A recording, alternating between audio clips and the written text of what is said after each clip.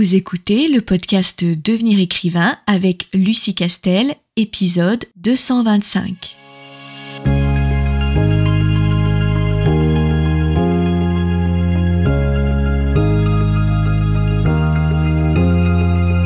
Bienvenue sur Devenir écrivain, le podcast pour démarrer et réussir votre carrière d'écrivain. Et maintenant, retrouvez votre animatrice Lucie Castel, autrice publiée à l'international, formatrice et conférencière.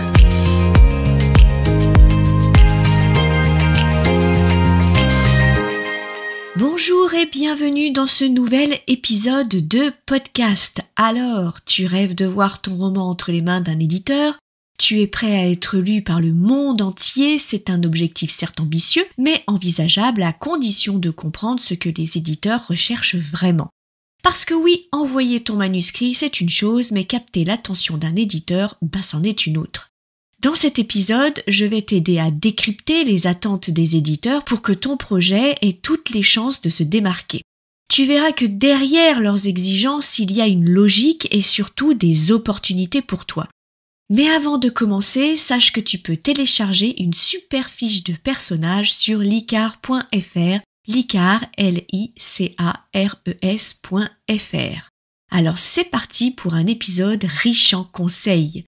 Tout d'abord, ce qu'un éditeur va chercher, c'est une histoire captivante et bien écrite. Alors ça semble évident, certes, mais creusons un petit peu. Les éditeurs reçoivent des centaines, voire des milliers de manuscrits chaque année. Ce qu'ils recherchent avant tout, c'est une histoire qui les accroche dès les premières pages. Donc, petite astuce que je te recommande de garder à l'esprit lorsque tu écris ton roman et que tu le corriges. D'abord, avoir une ouverture percutante. Ton premier chapitre doit immédiatement plonger le lecteur dans ton univers. Si l'éditeur décroche dans les 10 premières pages, il est peu probable qu'il lise la suite parce qu'il en a plein d'autres de manuscrits à lire. Ensuite, des personnages mémorables. Ils doivent être vivants, complexes, avec des motivations claires. L'éditeur doit pouvoir s'attacher à eux ou les détester, mais jamais les oublier. Enfin, un rythme maîtrisé. Ton intrigue doit avancer sans longueurs inutiles. Chaque scène doit servir ton récit et ça, c'est vraiment une règle fondamentale. La solution, ou en tout cas ce qui aide, et ce que je ne cesse de répéter, c'est de demander à des bêta-lecteurs de lire ton début et observe leur réaction. Si eux sont accrochés, il y a de grandes chances que l'éditeur le soit aussi, parce que ce sont les premiers lecteurs, tout simplement. Ensuite, autre chose essentielle, c'est la correspondance avec leur ligne éditoriale. Chaque maison d'édition a une ligne éditoriale, des genres ou des thèmes qu'elle privilégie. Envoyer un roman de science-fiction à un éditeur spécialisé en romance, c'est comme proposer des skis en été. Ça ne colle pas. Alors oui, c'est un peu caricatural, mais si on va dans la subtilité, ce serait par exemple envoyer un roman de Blanche avec un héros masculin dans une maison d'édition dont la ligne recouvre des histoires de femmes fortes et résilientes. Tu vois un petit peu le problème. Donc, comment identifier leur ligne éditoriale ? D'abord, fais des recherches sur leurs publications récentes. Quel genre mettent-ils en avant ? Quel type de personnages ou d'intrigues reviennent souvent dans leurs publications ?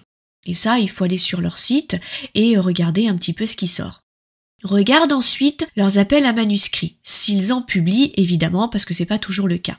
Ces documents détaillent parfois les attentes spécifiques des éditeurs. Donc il faut toujours se tenir à l'affût des appels à texte par exemple. Lis leurs ouvrages et oui, tu ne vas pas pouvoir y couper. Cela te permettra de comprendre leur ton, leur style et ce qui les distingue des autres maisons. Ça, tu vas pas pouvoir en faire l'économie. Enfin, regarde sur leur site la section à propos de nous parce que généralement, c'est là qu'ils expliquent quelle est justement leur ligne éditoriale. Et cette information, tu n'en fais pas rien, car dans ta lettre d'accompagnement d'envoi de ton dossier, montre que tu as compris leur ligne éditoriale. Explique brièvement pourquoi ton roman s'inscrit parfaitement dans leur catalogue. Ensuite, ton roman doit avoir une voix unique. Ce que les éditeurs recherchent, ce n'est pas un simple récit, mais une voix qui se démarque. Peu importe que ton intrigue soit classique ou novatrice, ta manière de raconter doit être authentique et différente. Et ce qui crée une voix unique, c'est quoi? Eh bien, c'est ton style d'écriture, fluide, poétique, incisif, drôle, trouve ce qui te correspond. Ensuite, ta perspective, ton vécu, tes influences, ton regard sur le monde transparaissent dans ton écriture. Et ça, c'est vraiment essentiel de te laisser aller, surtout dans ton premier jet, et après de vérifier ça sur la phase de correction. Enfin, c'est l'authenticité, c'est-à-dire écrire avec sincérité. Les lecteurs et les éditeurs sentent quand un texte sonne vrai. Donc n'essaie pas d'être ce que tu n'es pas en fait. Pour réussir à le faire, lis à voix haute un passage de ton roman. Est-ce qu'il reflète ton style? Est-ce qu'il te ressemble? Si oui, tu es sur la bonne voie. Ensuite, il est important d'avoir une idée claire de ton public cible. Un éditeur pense toujours à ses lecteurs potentiels. Ce sont ses clients et son fonds de commerce. Il doit pouvoir identifier à qui ton livre s'adresse. Jeunes adultes, amateurs de thriller, fans de fantasy, etc. Ce que tu dois faire, c'est, dans ton synopsis ou ta lettre d'accompagnement, tu mentionnes ton public cible. Par exemple, mon roman s'adresse aux lecteurs de romances contemporaines, à l'instar des œuvres de Colleen Hoover. Ensuite, essaye de montrer que ton livre s'inscrit dans une tendance actuelle tout en apportant quelque chose de nouveau. Pour trouver ton public cible, demande-toi qui serais-tu toi-même en tant que lecteur idéal de ton roman. Quel est ton lecteur cible? Qui tu vises? Ensuite, il faut absolument un manuscrit soigné. Un éditeur appréciera toujours un manuscrit propre et bien présenté. Cela montre ton sérieux et ton respect pour son travail.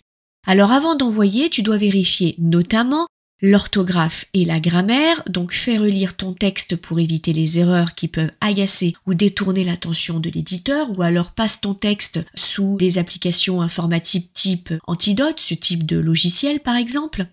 Ensuite, la mise en page respecte les standards, donc les interlignes, les polices, les marges classiques, etc. Et un synopsis clair, c'est-à-dire résume ou synthétise plutôt ton histoire en 1 ou 2 pages, moi je conseille 1200 mots au maximum, en mettant en avant les points clés, les grandes bascules, les grands nœuds narratifs de ton histoire, sans évidemment rentrer trop dans le détail, parce que le synopsis, ce n'est pas un résumé chapitre par chapitre de ton histoire. Il est essentiel que tu relises ton manuscrit à voix haute pour repérer les phrases maladroites ou les répétitions. Alors oui, je sais, c'est un petit peu lourd, mais vraiment, je t'assure que ça marche, c'est un procédé qui marche vraiment. Ne sous-estime jamais une lettre d'accompagnement convaincante dans ton dossier de soumission à un éditeur. Celui qui contient, entre autres, ton synopsis, ton pitch, ton argumentaire, etc. Ta lettre d'accompagnement est le premier contact que tu as avec l'éditeur. Elle doit donner envie de lire évidemment ton manuscrit. Donc, elle doit contenir une présentation brève de toi-même, ton parcours, tes influences et pourquoi tu écris. Alors là, inutile d'en écrire des tonnes, c'est pas la peine, ça n'a aucun intérêt pour l'éditeur, donc fais bref. Un résumé accrocheur de ton roman, autrement dit un pitch, c'est-à-dire une intrigue principale, les quelques enjeux, les particularités qui le rendent unique, ne va pas au-delà. Un pitch, c'est vraiment un gros paragraphe ou quelques petits paragraphes, mais ça va pas chercher bien plus loin. Une explication de pourquoi tu as choisi cet éditeur en particulier. Sois professionnel, mais garde une touche personnelle, c'est toute la difficulté. Montre que tu es sérieux dans ta démarche tout en restant humain. Enfin, n'oublie jamais que l'éditeur cherche aussi un collaborateur, et ça c'est super important à comprendre. Un éditeur ne recherche pas seulement un bon manuscrit, mais aussi un auteur avec lequel il pourra collaborer. Ce qui compte pour eux, c'est avant tout ton ouverture aux critiques.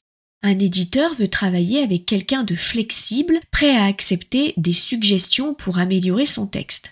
Ensuite, il sera sensible à ton implication dans la promotion de ton livre.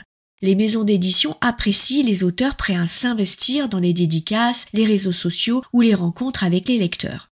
Donc n'hésite pas à montrer ton enthousiasme dans ta lettre ou lors de tes échanges. L'éditeur doit sentir que tu es motivé et professionnel. Et ça, vraiment, c'est important parce qu'au-delà de la qualité du texte, ce que l'éditeur recherche, c'est un vrai collaborateur et pas un éditeur qui va jouer au diva parce que, encore une fois, tu es en concurrence avec plein d'autres auteurs.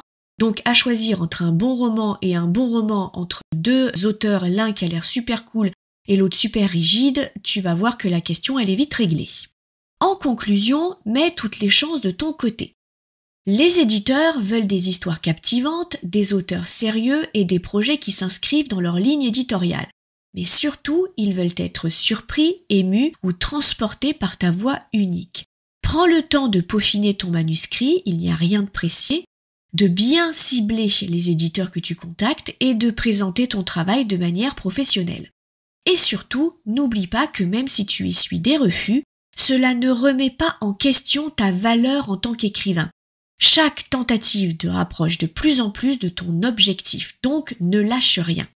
Voilà ce que je voulais te donner comme conseil et j'espère évidemment qu'ils t'aideront. Si tu as aimé ce podcast, n'hésite pas à me soutenir en parlant autour de toi et en le partageant. Et surtout, suis-nous sur notre newsletter pour plus de contenu sur licar.fr. Quant à moi, je te dis à très vite pour un nouvel épisode de podcast. Si tu veux apprendre à écrire un roman de qualité professionnelle et séduire les éditeurs, si tu veux qu'une équipe complète de professionnels t'accompagne dans ce projet, tu dois rejoindre Devenir écrivain, projet best-seller. C'est la formation la plus complète et individualisée pour t'aider à concrétiser ton rêve d'écriture. Inscris-toi sur licar.fr/formation, licares.fr/formation pour avoir toutes les informations. Beaucoup de nos anciens stagiaires réalisent actuellement leur rêve d'être écrivain professionnel. Alors toi aussi, rejoins-les sur licar.fr/formation.